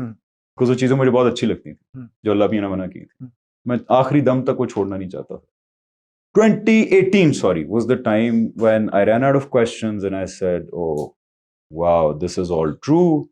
یہ نبی, رسول, عیسیٰ, موسیٰ, حضور صلی اللہ علیہ وسلم, اللہ میاں, قیامت, بائبل, قرآن, آدم, یہ سب ٹھیک ہے, فرشتے, اللہ میاں. And then I gave in. I completely surrendered, and then it was a painful process of leaving everything that I loved so much, yet Allah Ta'ala has forbidden them. پھر میں فیصلہ کیا غامدی صاحب سے پراپرلی جا کے, اس سے پہلے بات چیت ہوتی رہتی تھی, لیکن پھر یہ میری زندگی میں آئے. پھر ہم 1.5 سال وہاں گزارنے کا موقع ملا, ابھی میں 2-3 مہینے جائے گزارتا ہوں. So yeah, that's my journey in a nutshell, and I'm very grateful to Ghamidi صاحب, we are grateful to اللہ تعالیٰ کہ انہوں نے غامدی صاحب کے تھرو وہ آخری 30% کنکلوسیولی میرے سر میں جو ہے ہیمر ان کیے جوابات، جس کی وجہ سے until challenged further, I'm very satisfied that I've gotten the answers to my questions. Okay, what a journey. Thank you for that, Hamza. Thank you. Thank you. پہلا میرا آپ سے سوال یہ ہے کہ کیا ریاست کا کوئی مذہب ہوتا ہے؟ دیکھیے، ریاست کی دو ہی نوعیتیں ہو سکتی ہیں، یا ریاست جمہوری ہوگی یا غیر جمہوری ہوگی. اس کے علاوہ ریاست کی کوئی تیسری نوعیت آج تک دریافت نہیں ہوئی دنیا میں. آپ حملہ کر کے کسی پہ قبضہ کر کے طاقت کے بل پہ حکومت بنا لیں، یا وہاں جو لوگ بیٹھے ہیں ان کے پاس جائیں اور کہیں اپنے مشورے سے اکثریت سے مجھے منتخب کر لو. یا ریاست جمہوری ہوتی ہے یا غیر جمہوری ہوتی ہے. اس کے علاوہ کوئی تیسرا فیز نہیں ہے. اگر آپ یہ کہیں کہ اسلام کون سی ریاست کو پسند کرتا ہے تو اس کا جواب ہوگا جمہوری ریاست کو پسند کرتا ہے. لیکن ریاست اسلامی یا غیر اسلامی نہیں ہوتی. ریاست جمہوری اور غیر جمہوری ہوتی ہے. حکومت اسلامی اور غیر اسلامی ہوتی ہے، اس لیے کہ حکومت لوگ مل کے بناتے ہیں، لوگوں کا ریلیجن ہوتا ہے، ان کے بلیف سسٹم ہوتے ہیں، ان کا اپنا ویلیو سسٹم ہوتا ہے. اس کی اکثریت جب آتی ہے تو اسلام کو ماننے والوں کو جب حکومت حاصل ہو جاتی ہے تو اسلام ان کو یہ کہتا ہے کہ کچھ چیزیں ہیں ایسی جو کہ بہت کم ہے، 9 کے قریب چیزیں ہیں. مثال کے طور پہ جمعہ کا ممبر اسلام میں حکمران کے لیے خاص کر دیا گیا ہے. تو اسلام مسلمان حکمران کو یہ کہتا ہے کہ مسجد میں جاؤ، لوگوں کے سامنے بیٹھو، اللہ کی بات کرو اور لوگوں کی باتوں کا جواب دو. تو یہ کام تو اس نے پورا کرنا ہے. لیکن یہ کہ جی ہم نے پوری دنیا میں اسلامی ریاست قائم کرنی ہے، یہ دین کی کوئی ہدایت نہیں ہے. کراس اسلامی ریاست کوئی چیز ہوتی ہے، ایسی کوئی چیز دنیا میں پائی نہیں جاتی. اسلامی حکومت بنانا کوئی لازمی تقاضا ہے دین کا، ایسا ہرگز بھی کوئی تقاضا نہیں ہے. بن جائے حکومت یہ آپ کے اوپر ہے. یہ بالکل ایسے ہی ہے جیسے آپ کے پاس مال آ گیا ہے تو آپ کو زکوٰۃ دینی ہے، لیکن زکوٰۃ دینے کے لیے مال کمانا لازم نہیں ہے آپ کے لیے. آپ باپ بن گئے ہیں تو باپ کی ذمہ داریاں آپ پہ آتی ہیں، لیکن آپ شادی نہیں کرتے تو آپ سے کوئی چیز متعلق نہیں ہوتی. تو جب ریاست کے اندر مسلمانوں کو اقتدار ملے گا، یس ان کو کچھ چیزوں پر عمل کرنا ہے دین کی، لیکن اسلامی ریاست اور غیر اسلامی ریاست یہ پوری کی پوری بحث اسلام سے دائرے سے باہر. کیا کوئی اسلامی معیشت ہوتی ہے؟ ہمیں تو یہ بتایا گیا کہ اسلام کا اپنا ایک مخصوص معاشی نظام ہے، اور ظاہری بات ہے اگر اس کا اپنا مخصوص معاشی نظام ہے تو اس پہ اس کو نافذ کرنا بھی ہمارا ایک دینی فرض بن جاتا ہے. کیا یہ درست ہے؟ مجھے ایک واقعہ یاد آ رہا ہے مختصر سا. 27ویں کے دن ہماری کراچی میں ایک مدرسہ ہے بہت بڑا، اس میں ہزاروں طلبہ پڑھتے ہیں، وہاں ایک مسجد بھی ہے. 27 رمضان کو وہاں بہت بڑا اجتماع ہوتا ہے، ہزاروں لوگ آتے ہیں. تو وہاں پر جو امام صاحب ہیں نا، ان کی دعا بڑی مشہور ہے. اس 27ویں کو جو وہ دعا کرتے ہیں وہ اللہ میاں سے ماشاءاللہ سب کچھ ہی مانگ لیتے ہیں ایک ہی دفعہ میں، ایک ون گو میں. تو وہ بہت جذباتی تھے. مجھے آج بھی یاد ہے، آج سے کوئی 15 سال پہلے کی بات ہے. تو وہ دعا کر رہے تھے اور دعا کرتے کرتے رقت آمیز لہجے میں یہاں تک پہنچے کہ یا اللہ اسلامی نظام نافذ کر دے. اچھا. اور اس کے بعد انہوں نے کہا کہ یا اللہ اسلامی نظام نافذ کر دے، اور یا اللہ اسلام کا جو معاشی نظام ہے اس کو بھی نافذ کر دے، اور یا اللہ ڈاکٹر عبدالحی صاحب نے اپنی کتاب میں جو معاشی نظام نافذ کیا اس کو بھی تو ہمارا جو اسلام کا معاشی نظام ہے نا، وہ کسی کا ڈاکٹر عبدالحی صاحب کی کتاب میں بیان ہوا ہے، کسی کے امام حنیفہ کی کتاب میں بیان ہوا ہے، کوئی کسی کا. لے کے اسلام دنیا میں ایک مقصد لے کر آیا ہے. اسلام کی حقیقت ہے عبادت. اپنے آپ کو پہچانو، آپ خدا کے بندے ہو تو پروردگار کے ساتھ تعلق قائم کرو. اور مقصد ہے اسلام کا پیوریفیکیشن، پاکیزگی. وہ اخلاق کی بھی ہوگی، کھانے پینے کی بھی ہوگی، بدن کی بھی ہوگی، ہر پہلو سے پاکیزگی ہوگی. اس کے بعد اس پاکیزگی کو متاثر کرنے کی کوئی بھی کمانڈ دنیا میں پائی جاتی ہیں، اسلام آ کر آپ کو ان سے روکے گا. لیکن کیا وہ کوئی نظام دیتا ہے؟ کیا وہ کوئی سسٹم دیتا ہے؟ سسٹم اگر اسلام دیتا تو یہ دنیا کا سب سے بڑا فلا ہوتا ہے، اس لیے کہ سسٹم کبھی بھی کنسسٹنسی کے ساتھ ایک جگہ کھڑا نہیں رہ سکتا. سسٹم ایوالو کرتا ہے، اس لیے کہ انسان ایوالو کرتے ہیں، اس لیے کہ سماج اور معاشرہ ایوالو کرتا ہے. تو اسلام نے معیشت کے بارے میں کچھ اطلاقی معاملہ اپلیکیشنز کے اندر ہدایات دی. مثال کے طور پہ سود ہے، آپ نے ربا ہے، آپ کسی کو قرض دیتے ہیں ضرورت کے تحت، اس قرض سے زائد رقم آپ اس سے لے سکتے ہیں کہ نہیں لے سکتے. تو قرآن نے ایک اصول دیا، وَلَا تَأْكُلُوا أَمْوَالَكُمْ بَيْنَكُمْ بِالْبَاطِلِ، آپس میں ایک دوسرے کا مال غلط طریقے سے مت کھاؤ. اور وہ معاملات جن میں انسانوں کی دو رائے ہو سکتی ہیں. ایک شخص کہنا جی کہ میں نے بلڈنگ بھی تو کرائے پہ دی ہے، بلڈنگ بھی تو وہیں کھڑی ہے، میں کرایہ لے رہا ہوں. تو میں نے پیسہ کرائے پہ دیا تھا اس کو، اس سے میں نے اضافہ لے لیا. دین نے کہا نہیں، قرض نیکی تبرع کا احسان کا عمل ہے، اس پر اضافی پیسہ نہیں لے سکتے. تو اب آپ کوئی معاشی نظام بناتے ہیں تو اسلام کی یہ ہدایت تو وہاں پر ہوگی کہ بھائی یہ سود کو وہاں پر مت لے کر آؤ، اس لیے کہ یہ کسی کا باطل طریقے سے مال کھانا ہے. یہ چیز ذہن میں رہے کہ اس وقت جو ہمیں لوگ سود کی تعریفیں کرتے ہوئے نظر آتے ہیں اور بینکنگ سسٹم تو اس کو اپلائی کرتے ہیں، وہ ہرگز سود نہیں ہے. It's more about financing, it's a business transaction. لیکن چونکہ قدیم ہمارے تصورات ہیں، ہم ہر جگہ انہیں کو نافذ کرتے ہیں، تو وہ ڈیفینیشن بھی نہیں ہے جو آج کل لوگ کہہ رہے تھے سودی معیشت ختم ہو جائے. تو اسلام کوئی نظام نہیں دیتا، اسلام پروٹوکولز دیتا ہے، پرنسپل دیتا ہے بیسڈ آن ایتھکس، موریلٹی اور پیوریفیکیشن. ایسی اس کا مطلب یہ ہوا، اگر میں آپ کی بات درست سمجھاؤں، کہ قانون اور عقیدے سے میری مراد یہ ہے کہ ہمارا جو دین ہے، ہماری جو ریلیجس بلیفس ہیں، ہم اکثر یہ سمجھتے ہیں کہ وہ ایک ہی ہیں، مگر آپ یہ کہہ رہے ہیں کہ یہ دو مختلف چیزیں ہیں. قانون کا دائرہ اثر اور اس کے پیچھے جو سوچ ہے وہ علیحدہ ہے چند چیزوں کے علاوہ، اور دین کا علیحدہ. کیا میں درست سمجھا؟ بالکل ایسے ہی. دیکھیں جو بڑی غلطی ہوئی ہے، آپ پوری اسلامک ہسٹری میں اس بحث کو نکال کے دیکھیں، جو قانون ریاست کو چلانے کے لیے ناگزیر تھا اور اس کو انسانوں نے بنانا تھا. ہمارا فقہ کا قانون اصل میں ایک ریاست کو، ایک منظم اسٹیٹ کو کیسے چلانا ہے اس کو پس منظر میں رکھ کے بنایا گیا ہے. اور اس کے جو ریشنیل بیان کیے جاتے ہیں کہ بھائی انسان کی جان کی حفاظت ہو، عقل کی ہو، مال کی ہو، عصمت کی ہو، ان سب چیزوں کو یہ اسٹیٹ کو چلانے کی ضرورت ہے. اسٹیٹ کس چیز کا نام ہے؟ میں نے ریاست کیوں بنائی ہے؟ بھائی میں جنگل میں بھی رہتا تھا نا، اس لیے بنائی ہے کہ میری جان مال آبرو کو تحفظ حاصل ہو. یہ اسٹیٹ بنانے کا مقصد ہے. ورنہ مجھے کچھ نہیں چاہیے اسٹیٹ سے. اگر اسٹیٹ مجھے سیکیورٹی نہیں دے رہی، اگر مجھے سینس آف ریلائبلٹی نہیں دے رہی کہ میں آسانی سے یہاں رہ سکتا ہوں، تو کوئی فائدہ. تو ہمارا جو فقہ کا قانون تھا، غلطی کیا ہوئی؟ غلطی یہ ہوئی کہ وہ چونکہ مسلمان تھے تو اسلام کو پس منظر میں رکھ کے اسٹیٹ لا بنانے چاہ رہے ہیں. تو اگر آپ اس پوری فقہ کو اٹھا کر ایز اے اسٹیٹ لا کے پریزنٹ کریں، it is very much relevant. اور میں آپ کو بتاؤں، ہمارا چونکہ ہم لوگ بہت اس وقت مغلوب بھی ہیں دنیا میں، اپنی ہسٹری سے بھی ہم کٹ چکے ہیں. ہمارا بہت بڑا گہرا قانونی ذخیرہ اور اسٹیٹ چلانے کی قانونی بنیاد اور لیجسلیشن کی ہسٹری ہے 1000 سال، جس کو ہم نے فراموش کر دیا. تو اس فقہ کے ذخیرے سے ہم استفادہ کر سکتے ہیں، لیکن وہ انسانوں کی بنائی ہوئی چیز ہے، اس کا دین سے کوئی تعلق نہیں ہے. ہاں اس میں جب انسان کوئی چیز بناتے ہیں، وہ مسلمان بھی ہوں گے تو جو آپ کی مورل انسٹرکشن ہے ان کو اپلائیڈ معاملوں میں پیش نظر بھی رکھیں گے. بٹ ایتھکس اور جو سوشل ایتھکس ہوتی ہیں، یہ دو الگ الگ چیزیں ہیں. سوسائٹی ایوالو ہوتی ہے تو سوشل ایتھکس تبدیل ہوتی رہتی ہیں. تو یہ بات بالکل ٹھیک ہے آپ کی کہ عقیدہ بنیادی چیزوں پر ہے. دین اسلام میں آپ کھڑے ہیں، آپ نے اللہ کو ماننا ہے، پیغمبروں کو ماننا ہے، آخرت کو ماننا ہے، کتابوں کو ماننا ہے، ان سب چیزوں پر آپ کا ایمان ہونا چاہیے. لیکن اس کے بعد زندگی کے اندر آپ نے سسٹمز بنانے ہیں، تو آپ اپنے زمان و مکان کی رعایت سے، اپنے حالات کی رعایت سے، ہسٹری سے سیکھتے ہوئے بنائیں گے. لوگ اس سے اختلاف کریں گے تو ہمارے جو بڑی بدقسمتی ہے وہ فقہ سے اختلاف کیا جاتا ہے. اب مثال دیتا ہوں میں آپ کو، جب آپ سسٹم بناتے ہیں نا تو اس میں یہ ضروری ہوتا ہے کہ کوئی یونیفائڈ کوڈ ہونا چاہیے، ٹھیک ہے نا. اب ہمارے فقہا نے جس وقت یہ بنایا کہ بھائی ایک مملکت ہے، اس کے اندر 2000 قاضی ہیں، تو ان سب قاضیوں کو کوئی آپس میں ملنا چاہیے نا کہ ایک ہی طرح کے فیصلے سے پتہ لگے ایک ہی اسٹیٹ کے اندر ایک ہی معاملے میں. تو انہوں نے کہا سب لوگ اس لا کو مانیں گے. تقلید کا کانسیپٹ یہاں سے اٹھا.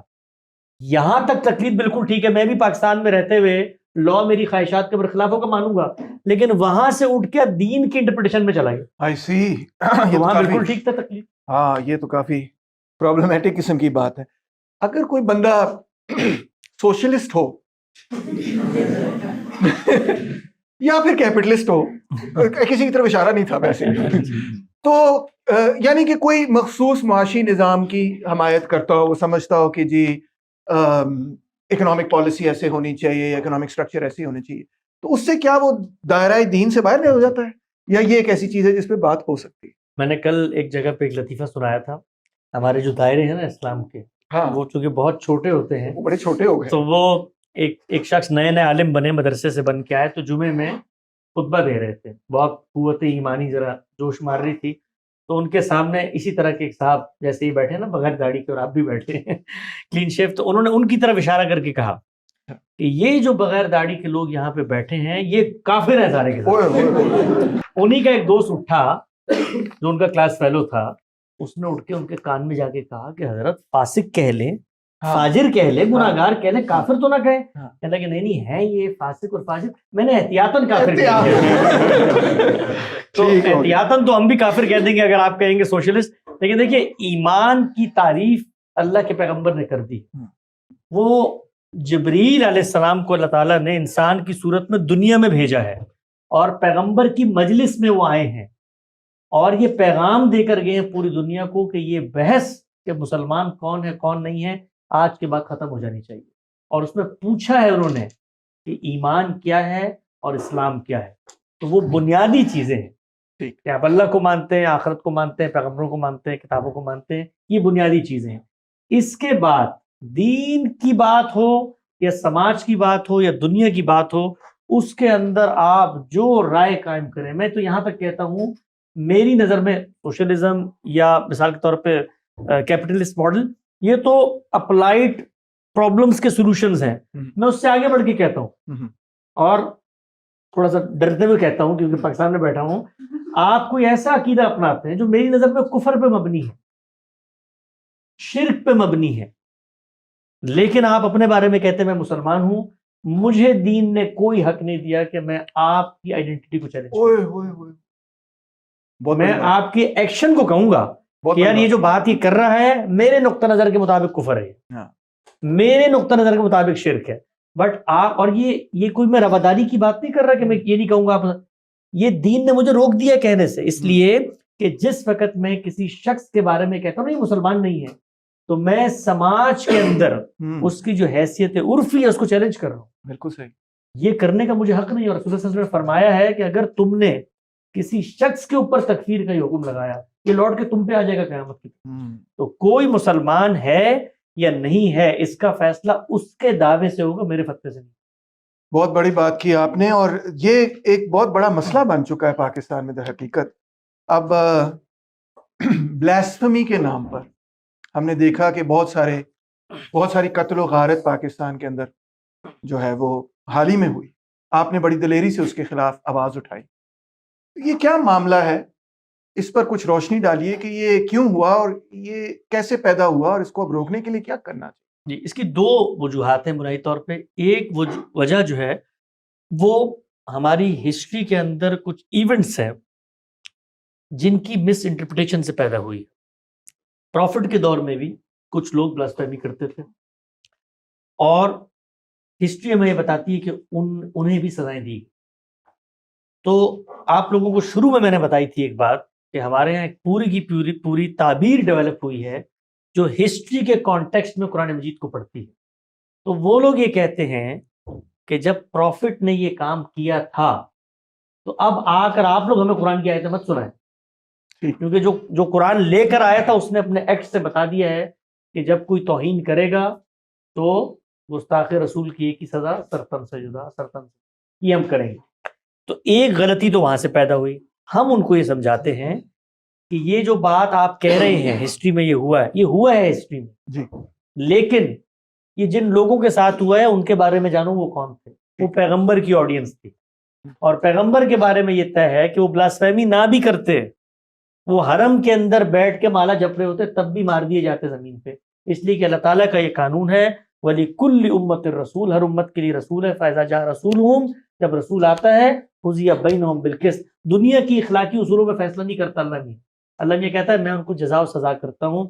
تو ہم انہیں یہ سمجھاتے ہیں کہ ان ہسٹوریکل واقعات کو اس پس منظر میں رکھ کے دیکھو تو آپ کو بات سمجھ میں آ جائے گی, اور قرآن کی روشنی میں دیکھو. قرآن نے یہ واضح کر دیا ہے کہ 2 سزائیں ہیں, 2 جرائم ہیں جن کے علاوہ کسی کی جان نہیں لی جا سکتی. پہلی چیز ہے اگر کوئی شخص قتل کر دے کسی کا تو آپ قتل کرتے ہیں, اس کو سسٹم قتل کرتا ہے, جمہور کو اور نظام کو اللہ نے ہدایت دی. اور دوسری چیز جب کوئی نیوسنس اور فساد پیدا کرتا, اور وہاں پر 4 سزائیں اللہ نے بیان کی ہیں. اگر وہ توبہ طائب ہو جاتا ہے تو پھر اس سے نیچے کی سزا ہے, پھر اس سے نیچے, وہاں بھی کنڈیشنل سزا ہے. تو قرآن نے بتا دی یہ 2 جرائم ہیں, ان کے علاوہ کسی جرم میں آپ کسی کی جان نہیں لے سکتے. تو ہم یہ کہتے ہیں پہلے قرآن کو دیکھو, اس میں کوئی اس طرح کی سزا بیان نہیں ہوئی, اور پھر ہسٹری کو قرآن کے تحت دیکھو اور پھر اگلی بات بھی بیان کرتے ہیں کہ تم لوگوں کو اگر کوئی قانون سازی کرنی ہی ہے تو قرآن نے فساد ایک جرم بتایا ہوا ہے نا، تو فساد صرف یہ تو نہیں ہوتا کہ آپ ڈنڈے لے کے کھڑے ہو جائیں سڑکوں پہ. فساد نیوسنس پیدا کرنا ہے. تو کوئی آپ کو ایسا شخص ملتا ہے جو آپ کے معاشرے میں بیٹھ کر اصرار سے توہین کر رہا ہے اور وہ اس بات پر کھڑا ہوا ہے کہ میں روز کسی نہ کسی مقدس شخصیت کے پتلے بناؤں گا اور جلاؤں گا اور گالیاں دوں گا، تو پھر جو فساد کی سزائیں ہیں وہ اپلائی کر دو اس پر. یعنی کہ وہ ایک طرح کا فتنہ پیدا فکر کرنے باغی بن گیا ہے، باغی سسٹم سے باغی بن گیا ہے. تو یہ تو ہو گئی تھیولوجی کی بحث. اب آئیں اصل بحث کے اوپر. اصل بحث یہ ہے کہ رسول اللہ صلی اللہ علیہ وسلم کے بعد مسلمانوں کو اقتدار ملا خدا کے قانون کے ذریعے. صحابہ اکرام نے فتوحات کی، اس سے ہم دنیا کے فاتح بن گئے. اس کے بعد مسلم اقوام ہیں. مسلم اقوام اور مذہبی طبقے کو مسلمان حکمرانوں نے جوڈیشری کا منصب دے کر، قضات کا منصب دے کر ایڈجسٹ کیا ہے پاور شیئرنگ کے.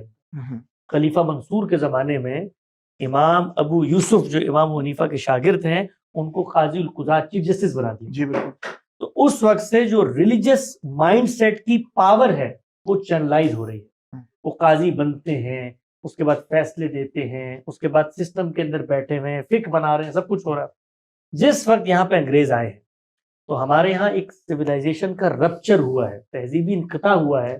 اس میں وہ مذہبی طبقہ جو 1000 سال تک ورڈکٹ دے رہا تھا اور حکمران کے ساتھ بیٹھا ہوا تھا، اس بیچارے کو آپ نے لاگے بٹھا دیا مسجد کے اندر. اب زمانے کی تلخیاں اس کی منتظر ہیں، وہاں سے وہ چندہ بھی مانگے، وہاں سے وہ مسجد بھی بنائے. اب مجبوریاں ساری ہیں لیکن جو نفسیات ہے وہ اقتدار کی ہے، وہ پاور کی ہے. آپ نے دیکھا ہوگا نا اکثر علماء کے ساتھ جب آپ انٹریکشن کرتے ہیں تو وہ فوراً سے فتویٰ صادر کرتے ہیں، یہ حرام ہو گیا، یہ دائرے سے باہر ہو گیا، یہ تو کفر ہے. یہ ایک دن یہ ایک نفسیات کیوں کرتے ہیں؟ اس لیے کہ وہ جج تھے، جج کا کام فیصلہ دینا ہوتا ہے. تو نفسیات کے اندر 1000 سال سے فیصلہ دینے کی ایک پاور موجود ہے. اس وقت جو یہ توہین کا آپ کو پرابلم نظر آتا ہے نا، یہ ہماری فکر نے جب اس پہ قانون بنایا تو وہ بھی چونکہ ایک اسٹیٹ کو لے کر چل رہے تھے نا، انہوں نے اتنا شاندار قانون بنایا. آپ اس سے اختلاف کر سکتے ہیں بٹ وہ بھی یہ قانون نہیں تھا جو ہمارے یہاں آئین میں لکھا ہوا ہے. آپ بھی جانتے ہیں، میں بھی جانتا ہوں. بالکل صحیح. اس میں بندے سے پوچھا جائے گا بھی تمہاری نیت کیا ہے، محرکات کیا ہے، غلطی ہو گئی، ہیٹ آف مومنٹ تھی، توبہ کر لو، چلو بات رفع دفع ہوئی، ختم، سب کچھ ختم ہو جاتا ہے. لیکن ہمارے یہاں جو قانون علماء نے بنوایا پاکستان کے اندر، وہ صرف توہین رسالت کا قانون نہیں ہے، وہ اس مملکت کے اندر علماء کی اتھارٹی اور مذہبی ہتھیار کو قائم رکھنے کا قانون. وہ یہ سمجھتے ہیں کہ بھائی نہ ہم اس وقت جج ہیں، نہ ہمیں حکمران لفٹ کراتے ہیں، نہ ماسٹر لفٹ کراتا ہے، نہ کوئی پیسے دیتا ہے، کچھ بھی نہیں ہوتا. تو اب ہم 3 ہتھیار ہیں ہمارے پاس. ایک ہے تکفیر کا حق. ابھی بیٹھے بیٹھے تیمور رحمان صاحب کو کافر قرار دو، کل ان کا جنازہ اور نکاح پڑھنے بھی کوئی نہیں آئے گا. Thank you. تم جو کھا رہے ہو اس کے اوپر فتویٰ لگا دو بھائی یہ تو حرام ہے. اسی لیے آپ دیکھیے وہ ہر جگہ پہ ایک کانفلکٹ نظر آتا ہے آپ کو. وہ کہتے ہیں ہم سے پوچھو، لیس کے چپس کے اوپر بھی ہم بھی، آلو کے اوپر بھی ہم فتویٰ لگا کے دیں گے کہ حلال ہے کیا، کدو کے اوپر بھی، کدو کے اوپر. اور تیسری چیز کیا ہے؟ تیسری چیز ہے لوگوں کے عقیدے کے اوپر فیصلہ کرنا. یہ راسخ العقیدہ ہے، یہ میرا فرما بردار تابع ہے یا یہ گستاخ ہے. تو یہاں پر مسئلہ رسول اللہ صلی اللہ علیہ وسلم کی گستاخی کا نہیں ہے، یہاں مسئلہ یہ ہے کہ ہمارا جو قومی تشخص تھا وہ آپ نے برباد کر دیا ہے. لہٰذا اب ہم اپنی قومی پیغمبر کی حفاظت کریں گے اپنے اس غلبے اور اپنے اس تسلط کو برقرار رکھتے ہوئے. یہی بات آخر میں بتا دوں تاکہ کل کوئی آئے آپ کے پاس تو ریفر کر دیجیے گا. دارالعلوم دیوبند کے بہت بڑے عالم تھے، بلکہ بانی تھے، شیخ الہند، بانیوں کے شاگرد تھے. شیخ الہند مولانا محمود الحسن صاحب دیوبندی علیہ رحمہ ان کا نام تھا. دیوبند کے اندر سبق ہو رہا تھا تو ایک بہت بڑے عالم ہے مولانا مناظر حسن گیلانی، انہوں نے کہا، کہتے ہیں ہم نے پرچی پہ لکھ کے بھیجا استاد کو کہ جی یہ کیا وجہ ہے کہ ہندوستان کے اندر جب بھی کسی کو معلوم ہوتا ہے کہ بھئی یہ تو رسول اللہ کی توہین ہو گئی ہے تو وہ مارنے کو دور پڑتا. تو نفسیات انسانی کے اس طبیب حاذق نے، یعنی وہ اتنا جینیس مائنڈ آدمی تھا مولانا محمود الحسن، انہوں نے جب وہ پرچی پڑھی نا تو انہوں نے پڑھ کے سوال پوچھا طالب علم سے. انہوں نے کہا یہ بتاؤ، یہ جو شخص رسول اللہ کے نام پہ لوگوں کی جان مال آبرو کے اوپر حملہ آور ہو جاتا ہے، کیا یہ شخص دین کے اوپر عمل درآمد کرتے ہوئے بھی اس طرح بے تاب تمہیں نظر آتا ہے؟ کیا وہ تمہیں نمازیں بھی اس طرح پڑھتے ہوئے نظر آتا ہے؟ کیا تمہیں روزے رکھتے اخلاقیات کی پیروی کرتے ہوئے بھی نظر آتا ہے؟ لوگوں کو نہیں. انہوں نے کہا اب میں بتاتا ہوں یہ سب وہ کیوں کرتا ہے. وہ اس لیے کرتا ہے کہ پیغمبر کی توہین میں اسے اصل میں اپنی قومی انا کی توہین محسوس ہو رہی ہو. ہمارے قومی پیغمبر کی توہین کی ہے آپ نے, ہمارے میرے تو اس کو کمپرومائز کرنے کے لیے, اس کو پورا کرنے کے لیے, اپنی انا کی تسکین کے لیے, اگر وہ دین کی خاطر سب کچھ کر رہا ہوتا تو آپ یہ دیکھیے یہاں پر جلسے جلوس نکلتے ہیں یہ ہمارے لبیک والے بھائیوں کے, مسجدیں خالی پڑی ہوتی ہیں مغرب کی نماز میں اور باہر اللہ کے رسول, تو اللہ کے رسول تو کہہ کر گئے تھے بھی نمازیں پڑھو, تو نمازیں قربان ہے اللہ کے رسول کے لیے, لیکن اس کی عصمت اور جان کے لیے ہم لوگوں کی جانیں لے لیں گے. تو ہمارے ہاں جو پاکستان میں توہین رسالت کا مسئلہ ہے نا, اٹس ناٹ اباؤٹ یہ کوئی ریلیجس انٹرپریٹیشن کا مسئلہ ہے, یہ بیسیکلی ایک طبقے کی محرومی ہے. اس مسئلے کو حل کرنا ہے تو مولویوں کو کہیں نہ کہیں ایڈجسٹ کرو, کسی کام میں لگاؤ, کام میں لگیں گے تو جان چھوٹے گی. آخر میں ایک لطیفہ سنا دوں, لطیفہ بہت آ رہے ہیں مجھے. وہ کہتے ہیں کہ ایک میٹنگ ہو رہی تھی بھٹو صاحب کی کے ساتھ, جو تحریک چلی تھی نا پاکستان میں, تو اس میں مفتی محمود بھی تھے. بڑی سیریس میٹنگ ہو رہی تھی. مفتی محمود مولانا فضل الرحمان کے والد صاحب تھے یہ. تو بڑی سیریس میٹنگ ہو رہی ہے, تو اس میں بھٹو صاحب نے ایک دم سے نا کوئی آؤٹ آف دا وے جا کے ان سے پوچھا, مفتی محمود سے, بڑا ٹف ٹائم دے رہے تھے سارے, مفتی ابھی بتائیں یار یہ پہلے نمازیں کتنی ہوتی تھی؟ تو بڑے پریشان ہوئے. انہوں نے کہا جی 50 ہوتی تھی, اگرچہ 50 نہیں ہوتی تھی, الگ سے پوچھو گے تو بتا دوں گا. تو انہوں نے کہا پھر کتنی؟ انہوں نے کہا پھر 45, اور پھر کرتے کرتے 5 پہ. تو مفتی صاحب بھی پریشان, انہوں نے کہا آپ کیوں پوچھ رہے ہیں؟ اس نے کہا اگر 50 ہی رہتی تو تم لوگ نمازیں پڑھتے, مجھے حکومت یہ اللہ میرے 5 کر دی, 50 ہوتی تو میری جان چھوٹتی, تم لوگ نمازیں ہی پڑھتے رہتے. تو مولویوں کو کسی کام سے لگائیں, انشاءاللہ توہین کے واقعات کم ہو جائیں. ٹھیک, تھینک یو حسن صاحب, حمزہ صاحب, دونوں کا بہت بہت شکریہ.